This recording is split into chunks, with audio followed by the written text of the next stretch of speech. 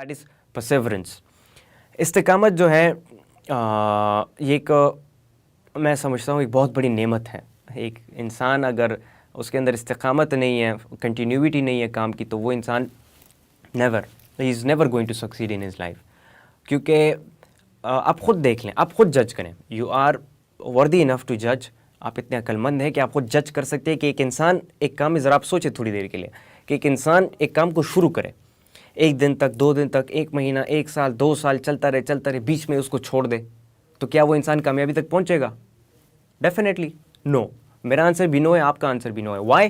Because continuity एक ऐसी चीज़ है जो इंसान को कामयाबी तक पहुंचाती है। अगर आप का एक मकसद है, you want to do something in life, but उसमें परसेवरेंस नहीं है, उसमें कंटिन्यूटी नहीं है, उसमें इस्तिकामत नहीं है, how are you going to succeed? So इस्तिकामत जो है, this is the second thing I would say really important in order to reach to success. अगर आपने कामयाब होना है, the first thing you have to go for is discipline. Second चीज़ इस्तिकामत, आपने मेहनत करनी होगी। लोग डीमोटिवेट करेंगे, घर की तरफ से मसाइल होंगे, फैमिली की तरफ से इश्यूज़ आएंगे, फ्रेंड्स की तरफ से इश्यूज़ आएंगे, लोग दोस्त बनाना छोड़ देंगे, अपने दोस्त जो है धक्का दे के निकाल लेंगे आपको। You do not have to care, what you have to really care about is your goal, जो मकसद है आपका। बिकॉज जितनी भी आपको ये सक्सेसफुल लोग नज़र आते हैं, उनकी लाइफ में भी क्या था? इस्तिकामत। आप देखें कि बहुत सारे चैलेंजेस उन्होंने फेस किए अपनी लाइफ में अपने मकसद तक पहुंचने के लिए। फाइनेंशियल इश्यूज़, जितने भी बड़े बड़े बिजनेसमैन आपको नज़र आते हैं, सब ने फाइनेंशियल इश्यूज़ को फेस किया अपनी लाइफ में। स्टीव जॉब्स देखें कितना सक्सेसफुल हम उन्हें समझते हैं, और उसको जो है दुनिया का 10th बेस्ट एंटरप्रेन्योर माना जाता है स्टीव जॉब्स को।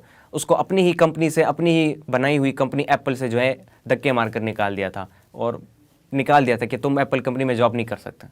आप सोचें, the 10th best entrepreneur in the world अपनी ही कंपनी से धक्के मार के उसको निकाल दिया। डीमोटिवेटेड नहीं हुआ, ये वेंट अहेड, उसने एक नई कंपनी बनाई नेक्स्ट के नाम से, और वो उसमें कंप्यूटर्स जनरेट करते रहे, फिर उसके बाद सॉफ्टवेयर जनरेट करते रहे, फिर सॉफ्टवेयर जनरेट करते करते इतना एक्सपर्ट हो गया उस फील्ड में कि एप्पल वालों ने उसे वापस ले लिया अपनी कंपनी में, और करते करते एप्पल का CEO बन गया। Then he launch iPhone, iPod and iPad, और इस तरीके से मैकओएस उसने लॉन्च किया, मैकिनटॉश लॉन्च किया, iOS उसने लॉन्च किया, और करते करते करते 10th best entrepreneur in the world बन गया। तो क्या थी उसकी लाइफ में? परसेवरेंस थी, इस्तिकामत था, वो चलता जा रहा था, वो रुक नहीं रहा था। बजाय इसके कि उसको अपनी कंपनी से निकाल दिया, मोटिवेटेड जो है कोई था नहीं मोटिवेट करने वाला, डीमोटिवेटेड हो गया, but still he did not stop, he went ahead, और वो करता रहा अपने काम को। तो जो इंसान जारी रखता है वो इंसान कामयाब हो जाता है। क्योंकि मसाइल और मसाइब व मुश्किलात किस पर नहीं आते हैं? हमारे पैगम्बरों के ऊपर मुश्किलात आए हैं, मसाइल आए हैं, और उन जैसे लोगों पर अगर मुश्किलात आ सकते हैं तो हमारी क्या हैसियत है?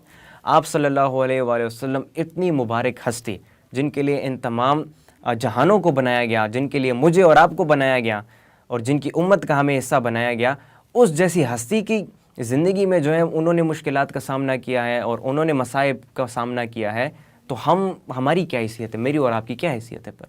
सो मसाइब और मुश्किलात सब पर आती हैं, बट वो इंसान आगे जाता है, वो इंसान बढ़ जाता है, वो इंसान दूसरों से बेहतर बन जाता है जो इन मसाइब और मुश्किलात को हल करता है, ना कि हार मान जाता है।